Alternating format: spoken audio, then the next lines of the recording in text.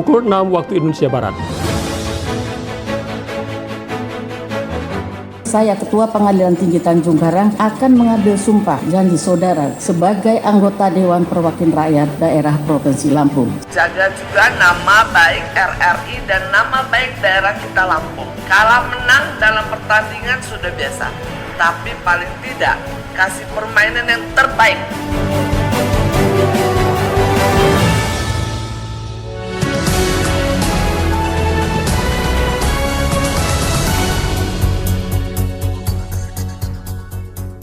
Selamat pagi pendengar, berita daerah Lampung pagi edisi Selasa 3 September tahun 2024 dengan topik berita Anggota Dewan Perwakilan Rakyat Daerah DPRD Provinsi Lampung periode 2024-2029 terpilih, hasil pemilu 14 Februari 2024 dilantik.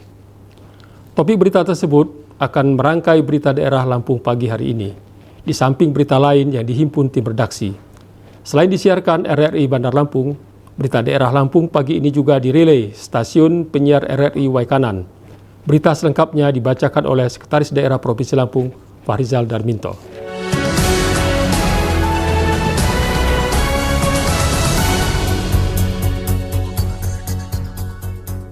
Anggota Dewan Perwakilan Rakyat Daerah DPRD Provinsi Lampung periode 2024-2029 terpilih, hasil pemilu 14 Februari 2024 dilantik.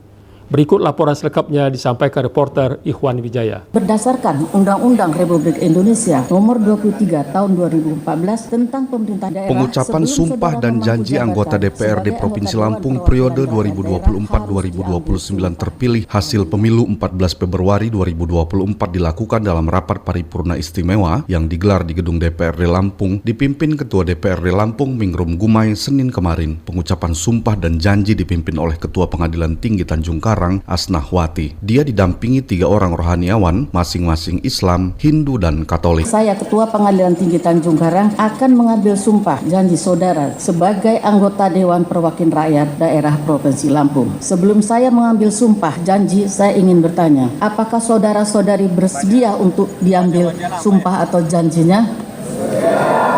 Menurut agama apa? Perhatikan dan ikuti ucapan saya. Untuk yang beragama Islam, demi Allah saya bersumpah. Untuk yang agama Hindu, Om Atta Parawisesa. Untuk yang beragama Kristen Katolik, demi Tuhan saya berjanji bahwa saya akan memenuhi kewajiban saya sebagai anggota Dewan Perwakilan Rakyat Daerah Provinsi Lampung dengan sebaik-baiknya dan seadil-adilnya sesuai dengan peraturan perundang-undangan dengan berpedoman pada Pancasila dan Undang-Undang Dasar Negara Republik Indonesia tahun 1945. Dari 85 anggota DPRD Lampung terpilih, 5 diantaranya tidak dilantik lantaran maju sebagai calon kepala daerah pada Pilkada Serentak 2024, masing-masing Rahmat Mirjani Jausal yang maju pemilihan gubernur, Nanda Indira Bastian maju Pilkada Pesawaran, Parosil Mapsus Pilkada Lampung Barat, dan Winarti maju Pilkada Tulang Bawang. Keempat anggota DPRD Lampung terpilih itu tidak dilantik namun digantikan oleh peraih suara terbanyak di bawahnya, masing-masing Pauji Heri menggantikan Rahmat Mirzani Jausal, Andi Robi menggantikan Nanda Indira Bastian, AM Syafi'i menggantikan Parosil Mapsus, dan Ketut Romeo menggantikan Winarti. Sementara itu, Ririn Kuswantari yang juga maju Pilkada Pringsewu diketahui terlambat mengurus proses administrasi sehingga belum ada pengganti, namun Ririn tidak ikut dilantik. Dari Bandar Lampung, Ikhwan Wijaya melaporkan, RRI terus mengudara untuk Indonesia.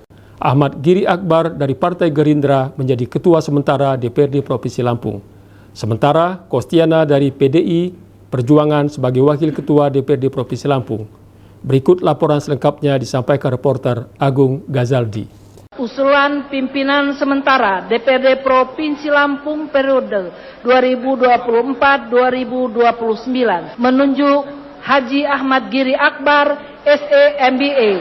Sebanyak Sebagai 84 anggota DPRD Provinsi Lampung periode 2024-2029 dilantik dan diambil sumpah oleh Ketua Pengadilan Tinggi Tanjung Karang pada Senin pagi. Dalam kesempatan itu, Ahmad Giri Akbar dari Partai Gerindra ditunjuk menjadi Ketua Sementara DPRD Provinsi Lampung dan Konstiana dari PDI Perjuangan sebagai Wakil Ketua. Keduanya mendapat amanah sebagai pimpinan sementara sebelum pimpinan DPRD Provinsi Lampung terbentuk secara definitif. Penyerahan palu kepemimpinan Ketua DPRD Lampung diterima Ahmad Giri Akbar dari Ketua DPRD Lampung periode 2019-2024 Mingrum Gumai. Dalam sambutannya, Giri mengajak anggota DPRD Lampung yang baru dilantik untuk berjuang bersama meneruskan tongkat estafet perjuangan anggota DPRD periode sebelumnya. Dalam kesempatan itu, Giri juga menghimbau seluruh elemen mensukseskan pemilu kada serentak 27 November mendatang untuk mewujudkan pemilu yang aman dan damai demi kemajuan Lampung menuju Indonesia Emas. Semoga hari ini merupakan langkah awal kita sebagai anggota DPR Provinsi Lampung periode 2024-2029 dalam membawa tongkat estafet perjuangan yang kita terima dari DPRD sebelumnya menuju cita-cita pembangunan daerah, khususnya nasional pada umumnya. Kami atas nama seluruh anggota DPR Provinsi Lampung periode 2024-2029 menyampaikan ucapan terima kasih banyak kepada bapak-bapak, ibu-ibu semua, saudara-saudara anggota DPR Provinsi Lampung hasil pemilu legislatif 2019-2024 yang telah berhasil menyelesaikan tugasnya dalam mengantarkan daerah dan rakyat Lampung khususnya menuju tingkat kesejahteraan yang lebih tinggi dalam segala aspeknya. Diketahui ke-84 anggota DPRD Provinsi Lampung yang baru dilantik merupakan hasil dari pemilihan legislatif 2024. Dari jumlah tersebut, 4 diantaranya diganti karena maju dalam pemilihan kepala daerah serentak 2024. Mereka adalah Rahmat Mirzani Jausal dari Gerindra, Dapil Lampung 1 digantikan oleh Fauji Heri, Nanda Indira dari PDIP, Dapil Lampung 3 digantikan oleh Andi Robi, Parosil Mapsus dari PDIP, Dapil Lampung 4 digantikan oleh AM Safei, dan Winarti dari PDIP, Dapil Lampung 6 digantikan oleh Ketut Rameo. Sementara pelantikan pengganti Ririn Kuswantari dari Partai Golkar Dapil Lampung 3 yang mencalonkan diri sebagai Bupati Pringsewu dalam Pilkada 2024 belum dilakukan karena surat pengunduran diri Ririn dari KPU baru diterima Biro Pemerintahan dan Otda Setprop Lampung setelah berkas pelantikan anggota DPRD Lampung sudah diajukan ke Kementerian Dalam Negeri. Agung Ghazaldi melaporkan, RRI terus mengudara untuk Indonesia.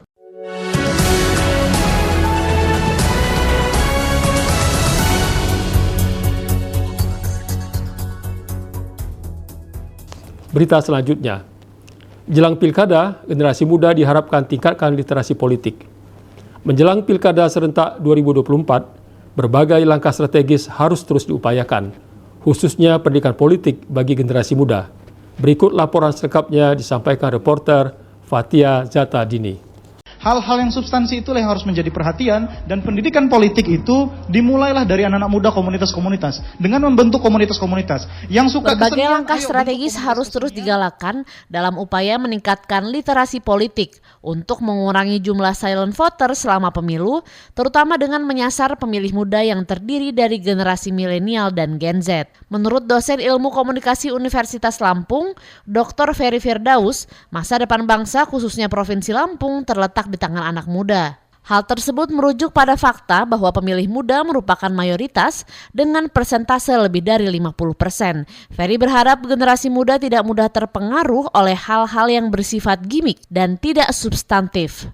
Ia menekankan substansi seringkali diabaikan, sementara gimmick justru menjadi topik perbincangan dan perhatian. Padahal menurutnya, hal-hal yang bersifat gimmick tidak berdampak signifikan pada masa depan dan kehidupan generasi muda, seperti ketersediaan lapangan pekerjaan, ruang terbuka untuk publik, serta upaya mendorong generasi muda memulai usaha.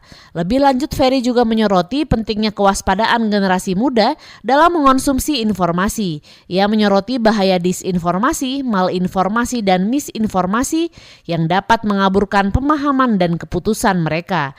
Masyarakat di Bandar Lampung, lanjut Ferry, memiliki tingkat daya baca dan konsumsi media yang tinggi. Namun yang perlu ditingkatkan adalah mutu bacaan mereka. Ia mengajak masyarakat, khususnya generasi muda, untuk lebih melek politik dan fokus pada hal-hal yang berkaitan dengan kebutuhan masa depan, seperti lapangan pekerjaan, ruang publik, pendidikan, kesehatan, kesenian, dan sebagainya. Ferry juga menambahkan generasi muda harus peduli dengan hal-hal yang penting, khususnya terkait dengan calon-calon dalam pilkada mendatang. Kebutuhan masa depan anak-anak muda ke depan gitu loh. ruang publik di Bandar Lampung bagaimana, lapangan pekerjaan bagaimana, kesehatan, pendidikan, dan lain-lain itu bagaimana. Hal-hal yang substansi itulah yang harus menjadi perhatian, dan pendidikan politik itu dimulailah dari anak-anak muda komunitas-komunitas. Dengan membentuk komunitas-komunitas. Yang suka kesenian, ayo bentuk komunitas kesenian, ayo bersuara tentang apa kebutuhan kesenian. Yang misalkan suka olahraga skateboard, ayo kita buat. Bagaimana caranya, misalkan di Bandar Lampung ini atau di Lampung, ada lapangan-lapangan ruang-ruang publik yang terbuka untuk masyarakat. Atau di dari bidang kewirausahaan, bagaimana pemerintah bersama kolaborasi dengan swasta bisa menyediakan pinjaman lunak untuk modal usaha membangun startup dan lain-lain. Hal-hal yang substansi seperti itulah yang diperlukan oleh anak-anak muda saat ini gitu. Dan saya berharap dengan peduli dengan isu-isu ini, masa depan Indonesia Emas yang katanya Indonesia Emas itu bisa terciptakan. Karena tanpa adanya sumber daya yang bermutu, masyarakat, anak-anak muda yang terliterasi dengan baik akan sulit untuk mewujudkan Indonesia Emas itu. Dengan peningkatan literasi informasi dan kesadaran kritis terhadap informasi yang dikonsumsi, diharapkan jumlah silent voters dapat berkurang dan partisipasi aktif dalam pemilu dapat meningkat, sehingga memastikan masa depan yang lebih baik bagi Provinsi Lampung dan Indonesia secara keseluruhan. Dari Bandar Lampung, Fathia Zatadini, RRI terus mengudara untuk Indonesia. Polres Waikanan optimalkan pelayanan SIM keliling. Untuk meningkatkan keterjangkauan pelayanan SIM kepada masyarakat, Polres Waikanan melakukan pelayanan SIM keliling di beberapa wilayah hukum yang jaraknya jauh dari Polres Waikanan. Berikut laporan selengkapnya disampaikan reporter Bayu Satria. Itu untuk mengcover wilayah hukum Polres Waikanan untuk menjangkau apabila para pemohon SIM yang merasa kejauhan yang akan memperpanjang SIM-nya. Untuk meningkatkan layanan perpanjangan masa berlaku surat izin mengemudi, Satuan Lalu Lintas Polres Waikanan mengadakan program SIM keliling agar mempermudah masyarakat dalam mendapatkan pelayanan perpanjangan SIM. Kepala Satuan Lalu Lintas Polres Waikanan AKP Suharjono Suryaningrat kepada RRI mengatakan pelayanan SIM keliling sudah dilaksanakan di beberapa titik di wilayah hukum Polres Waikanan mulai Senin hingga Jumat yang bertujuan untuk mempermudah keterjangkauan masyarakat dalam proses perpanjangan masa berlaku surat izin mengemudi atau SIM. Ia menambahkan pihaknya menggunakan kendaraan operasional khusus pelayanan SIM keliling agar dapat menjangkau wilayah yang jauh dari Polres Waikanan, sedangkan jadwal SIM keliling hanya beroperasi pada hari kerja. Jadi untuk pelayanan SIM keliling itu emang sengaja kita gelar ke beberapa wilayah dalam waktu hari Senin sampai hari Jumat, itu untuk mengcover wilayah hukum Polres Waikanan untuk menjangkau apabila para pemohon SIM yang merasa kejauhan yang akan memperpanjang SIM-nya. Jadi kita dorong ke jemput bola masyarakat merasa terayomi dan memudahkan proses pembuatan SIM perpanjangan. Kalau untuk pelayanan di waktu libur, kita menunggu dari petunjuk dan arahan dari Polda juga. Jadi karena sistem pelayanannya melibatkan BRI juga. Jadi kalau mereka libur itu ada kesepakatan bersama. Kalau pelayanan libur jadi semuanya ikut libur, masuk yang di kantor juga. Ia berharap agar masyarakat dapat memaksimalkan pelayanan SIM keliling untuk memperpanjang surat izin mengemudi. Sebagai informasi tambahan, biaya perpanjangan SIM mengacu pada peraturan pemerintah nomor 60 tahun 2016 tentang penerimaan negara bukan pajak. Dari Waikanan, Bayu Satria melaporkan, RRI terus mengudara untuk Indonesia.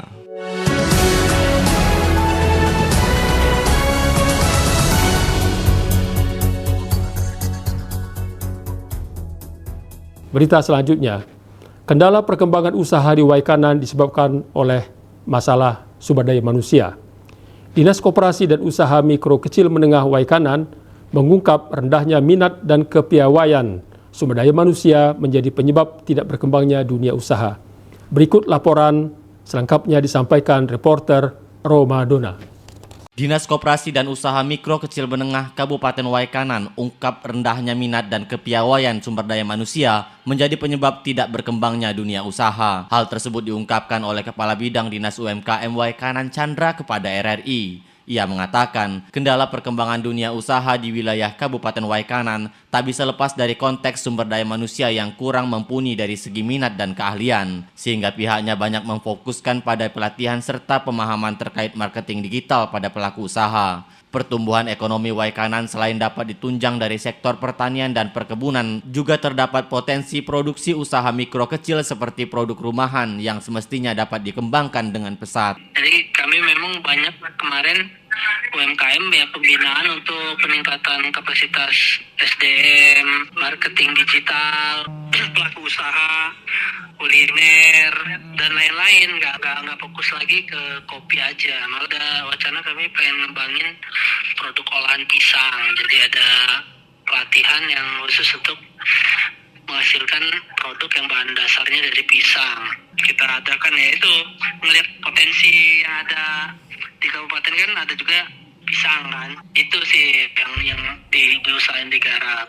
Memang keterbatasan kita salah satunya itu ya memang SDM ya. SDM kita ini kurang dari pelaku usahanya. Menurutnya, peran pemerintah dalam pengembangan usaha kecil menengah dalam memasuki era 4.0 sangat diperlukan sebuah kesiapan dari pelaku UKM itu sendiri. Persyaratan penting dalam mengikuti perkembangan pasar dalam menerapkan teknologi informasi merupakan bagian dari kesiapan pelaku UKM untuk dapat mengadopsi inovasi baru dan berperan penting pada dunia bisnis dan industri. Kesiapan suatu usaha dapat dilakukan dengan cara terintegrasi untuk mengadopsi, menggunakan dan memanfaatkan teknologi informasi sehingga dapat dikembangkan untuk merasionalisasikan tindakan, meningkatkan daya saing, dan mengelola sumber daya secara efisien. Dari Waikanan, Romadono melaporkan, RRI terus mengudara untuk Indonesia. Rumah Sakit Umum Daerah Zainal Abidin Pagaralam, Waikanan, melaksanakan program operasi katarak dengan teknologi PACO demi memberikan pelayanan terbaik bagi masyarakat. Berikut laporan selengkapnya akan disampaikan reporter Palasa Sitepu. Operasi katarak ini kita dulu memang programnya sudah berjalan, itu kita sebut WAC ya. Pemerintah Kabupaten Waikanan melalui Rumah Sakit Umum Daerah Zainal Abidin Pagaralam melaksanakan program operasi katarak dengan teknologi PECO demi memberikan pelayanan terbaik bagi masyarakat. Direktur Rumah Sakit ZAPA Febri Jaya Gunawan melalui Kepala Bidang Pelayanan Ferry Kurniawan kepada RRI mengatakan, program operasi katarak merupakan salah satu program utama di Rumah Sakit ZAPA. Ia mengatakan program katarak sudah berjalan dari 2020 serta pelayanan operasi katarak dilaksanakan pada setiap harinya mulai Senin hingga hari Minggu. Ferry menambahkan operasi mata menggunakan teknologi terbaru yaitu PECO yang merupakan teknik operasi katarak menggunakan mesin bergelombang ultrasonik yang dapat mempersingkat waktu operasi tanpa suntik. Operasi katarak ini kita dulu memang programnya sudah berjalan, itu kita sebut WAC ya. Jadi program ini memang sudah berjalan dari tahun 2020 ya, itu sudah berjalan. Untuk di tahun ini memang kita berjalannya baru beberapa bulan ini, dari bulan kemarin kita adakan, kemudian lanjut.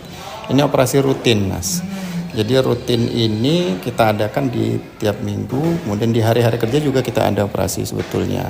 Cuman kan yang paling banyak kegiatan itu dilaksanakan di hari Minggu.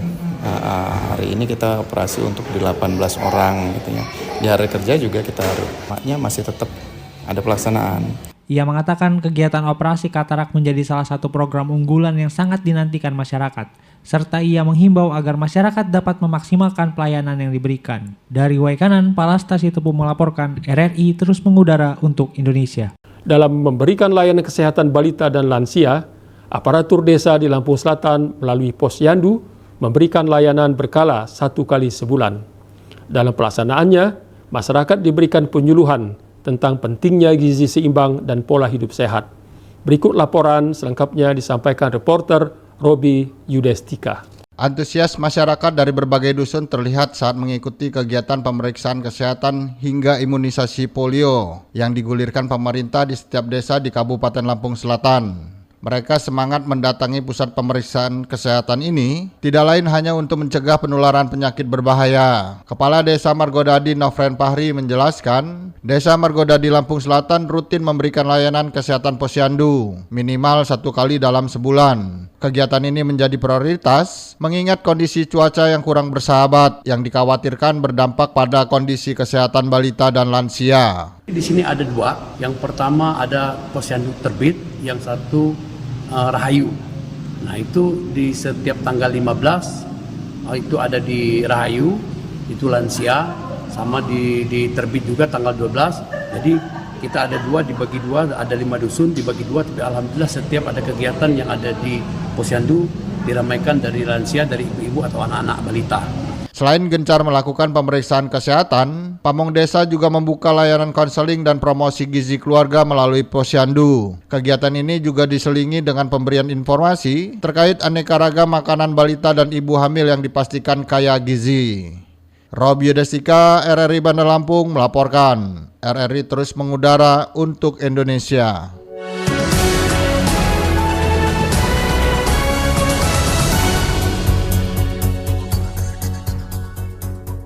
Berita selanjutnya, pantai menjadi destinasi wisata paling favorit di Kabupaten Tanggamus.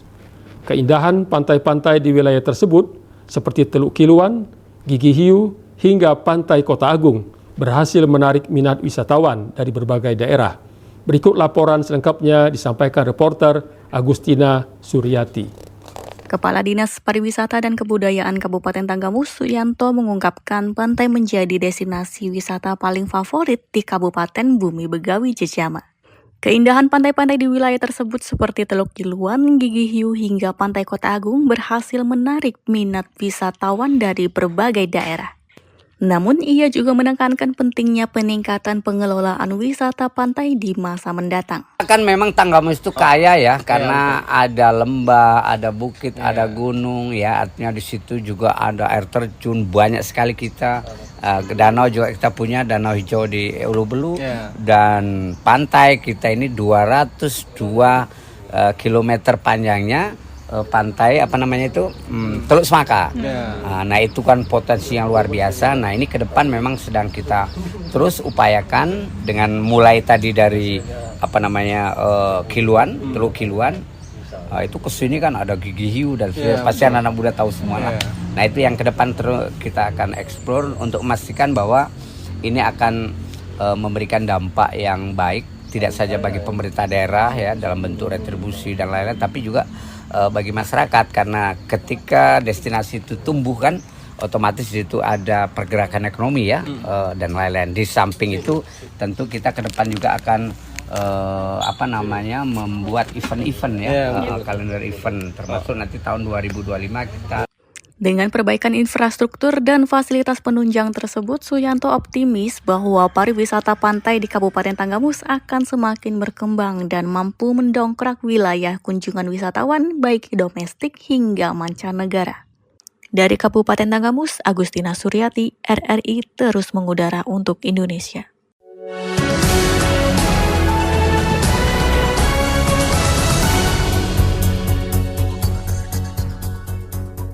Selanjutnya, para pendengar, kita beralih ke berita olahraga. Baik pemirsa, dimanapun Anda berada pecinta sepak bola Indonesia, inilah dia. Lintas Lampung Olahraga. Tim sepak bola U16 RRI Bandar Lampung siap berlaga di kancah nasional. Tim sepak bola U16 RRI Bandar Lampung secara resmi dilepas Kabag Tata Usaha Vespa Krisnawati untuk mengikuti kompetisi RRI Cup kedua yang akan digelar di Pancoran, Jakarta. Berikut laporan selengkapnya disampaikan reporter M. Priyambudi. Dengan mengucapkan Bismillahirrahmanirrahim, kontingen RRI Cup Lampung 2024 saya lepas. Saya akhiri. Wassalamualaikum warahmatullahi wabarakatuh. Pelepasan berlangsung di halaman kantor RRI Bandar Lampung pagi ini, dihadiri oleh seluruh staf, pemain, dan pelatih. Dalam sambutannya, Vespa Krisnawati mengatakan kebanggaannya atas semangat serta dedikasi dan semangat juang yang tinggi terhadap tim yang akan diberangkatkan untuk mengikuti kompetisi RRI Cup kedua tahun 2024. Vespa menuturkan bahwa nama baik Lampung dan tunjukkan kita bisa bersaing dengan tim lain dari seluruh Indonesia. Kalian bisa menjaga kesehatan yang utama. Itu kesehatan. Jangan makan sembarang. Ikuti aturan yang sudah diberikan oleh MK, baik pelatih juga. Lalu jaga kekompakan di tim. Itu yang perlu. Kedisiplinan. Jangan main HP terus, lalu malamnya tidur. Karena main HP, jaga itu kesehatan. Kasih yang terbaik buat Lampung. Jaga juga nama baik RRI dan nama baik daerah kita Lampung. Kalah menang dalam pertandingan sudah biasa, tapi paling tidak kasih permainan yang terbaik. Sementara itu, RRI Cup kedua di Pancoran akan diikuti oleh tim-tim dari berbagai daerah di Indonesia. Dirinya berharap serta mohon dukungan dan doa dari masyarakat Lampung kepada tim yang diberangkatkan bisa mendapatkan hasil yang maksimal. Kompetisi tersebut tidak hanya menjadi ajang untuk mengasah kemampuan tim sepak bola Lampung, tetapi juga sebagai wadah untuk mempererat silaturahmi. Dari Bandar Lampung, M. Priambudi melaporkan RRI terus mengudara untuk Indonesia. Salam olahraga. Berita selanjutnya, Korfbal Lampung siap ukir sejarah medali emas PON 2024. Tim Korfbal Lampung bertekad untuk mengukir sejarah dan mengharumkan Provinsi Lampung di kejuaraan Pekan Olahraga Nasional PON ke-21 Aceh Sumut tahun 2024.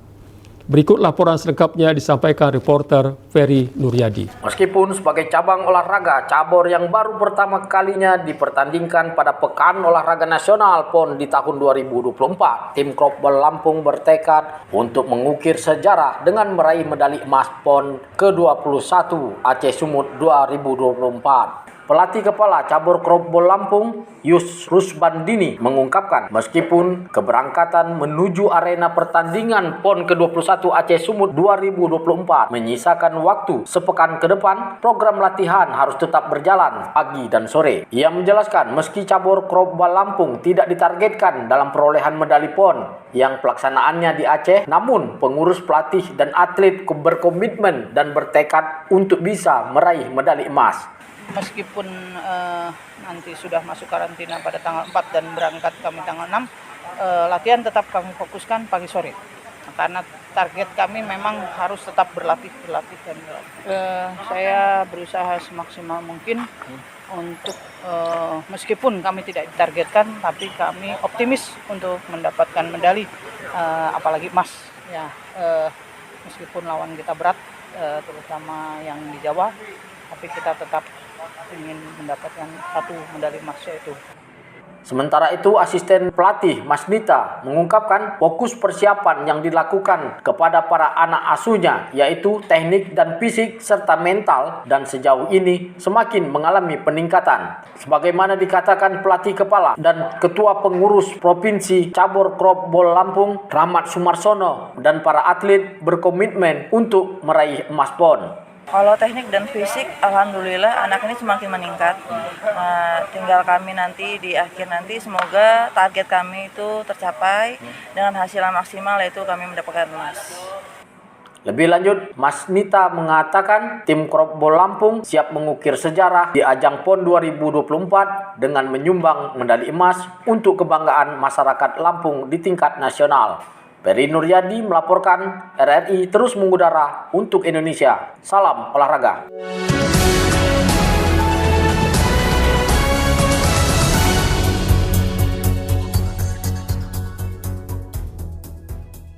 Berita selanjutnya, pendengar, Stasiun Meteorologi BMKG Raden Intan 2 Lampung meminta pemerintah dan masyarakat mengantisipasi potensi bencana puncak musim kemarau pada bulan September ini. Untuk mengetahui hal tersebut, kita simak wawancara reporter RRI Bandar Lampung, Indra Ahmad, dengan Koordinator Bidang Data dan Informasi Stasiun Meteorologi BMKG Raden Intan 2 Lampung, Rudi Haryanto.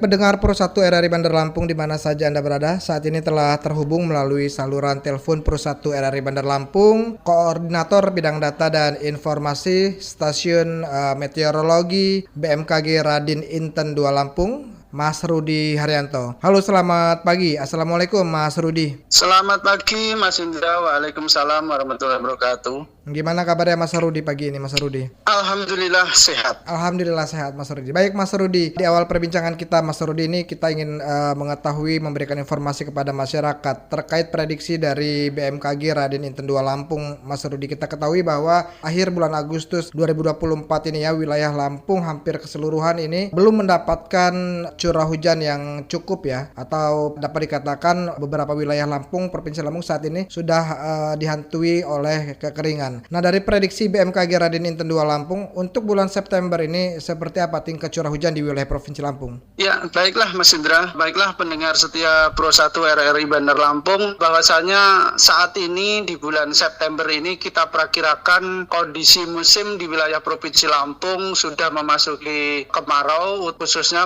sudah terjadi puncak musim kemarau, yang mana kita perakirakan jumlah curah hujan di bulan September 2024 ini berkisar antara 51 hingga 300 mm per bulan. Ini kriterianya curah hujannya rendah hingga menengah dengan sifat hujan normal hingga di atas normal. Dengan kondisi puncak musim kemarau ini di bulan September hampir semuanya jumlah curah wilayah kabupaten kota di Provinsi Lampung jumlah curah hujannya sangat sedikit sekali. Mungkin ada wilayah yang ada curah hujan tetapi sangat kecil di wilayah pesisir barat, Lampung Barat. Untuk wilayah yang diprediksi akan mengalami potensi kekeringan dari prediksi BMKG, wilayah mana saja di wilayah Provinsi Lampung ini, Mas Rudi? Ya, di bulan September ini kita perakirakan yang kekeringan atau jumlah curah hujannya sangat kecil sekali, yaitu Lampung di bagian selatan termasuk Bandar Lampung, Lampung Selatan, Pringsewu, Ros Metro, Kabupaten Lampung Timur, dan juga Pesawaran, dan Lampung bagian utara termasuk Mesuji, Tulang Bawang Barat, Waikanan, Lampung Utara, Lampung Barat. Ini hampir semuanya curah hujannya kecil kecuali di dua kabupaten, yaitu Pesisir Barat dan Lampung Barat dan juga Tanggamus. Baik. Dari prediksi BMKG sendiri, kapan wilayah Provinsi Lampung ini mulai mengalami atau mendapatkan intensitas curah hujan, Mas Rudi? Ya, kalau dilihat dari dinamika atmosferanya, bahwasanya kita perakirakan di pertengahan Oktober sebagian wilayah Lampung sudah ada yang mulai turun hujan, yaitu di wilayah Mesuji, di wilayah Tanggamus, Pesisir Barat, Lampung Barat, sebagian Waikanan. Jadi dalam artian di bulan September ini dari prediksi BMKG, curah hujan di wilayah Provinsi Lampung dari awal September hingga akhir September ini sangat-sangat minim ya, Mas Rudi? Ya, betul Mas. Ya, jadi kita perakirakan di bulan September ini hampir semua wilayah kabupaten kota di Provinsi Lampung mengalami jumlah curah hujan yang sangat sedikit sekali, yang mana dimungkinkan ini mengalami kering, yaitu jumlah massa udara berpotensi hujan yang masuk di wilayah Lampung juga sangat sedikit sekali.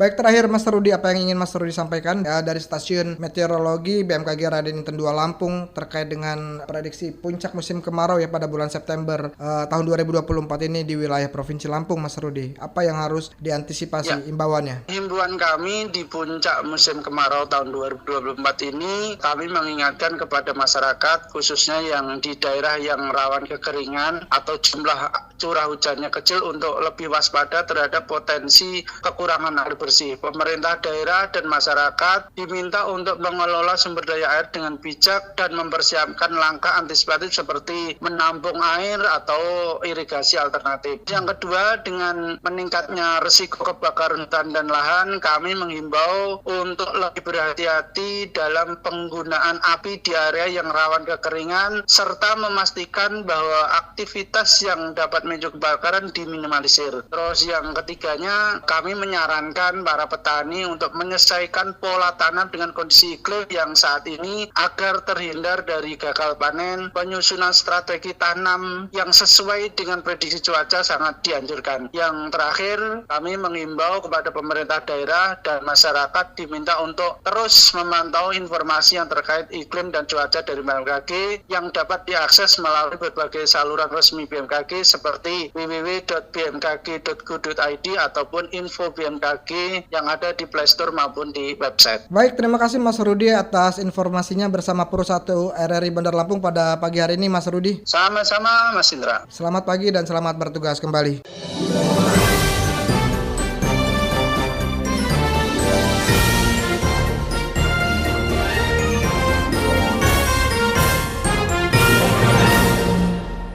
Demikian para pendengar berita daerah Lampung pada pagi hari ini. Selain mendengarkan siaran kami, Anda juga bisa mengakses informasi di rri.co.id. Berita selanjutnya disampaikan dalam berita daerah Lampung nanti siang pukul 13 waktu Indonesia Barat. Saya Farzal Darminto mengucapkan selamat pagi dan sampai jumpa. Terima kasih.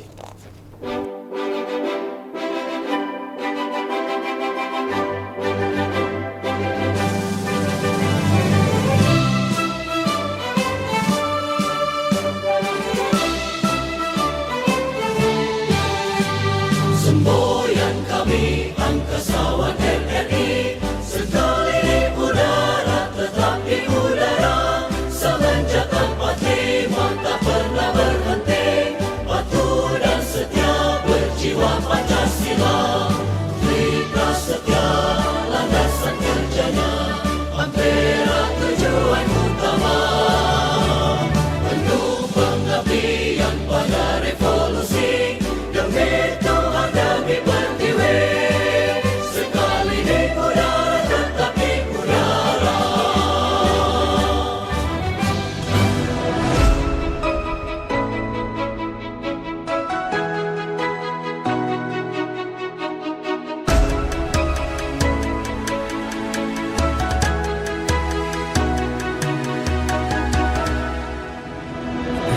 Lawan samudra terbentang khatulistiwa, di situ ku ada bersamamu saudara. Beragam warna kita, suku tak selalu sama. Kau aku Indonesia yang disatukan karena cinta. Karena kita Indonesia, jangan pernah terpecah belah. Walau kita berbeda, walau kita tak sama, tetaplah satu kita Indonesia sesungguhnya.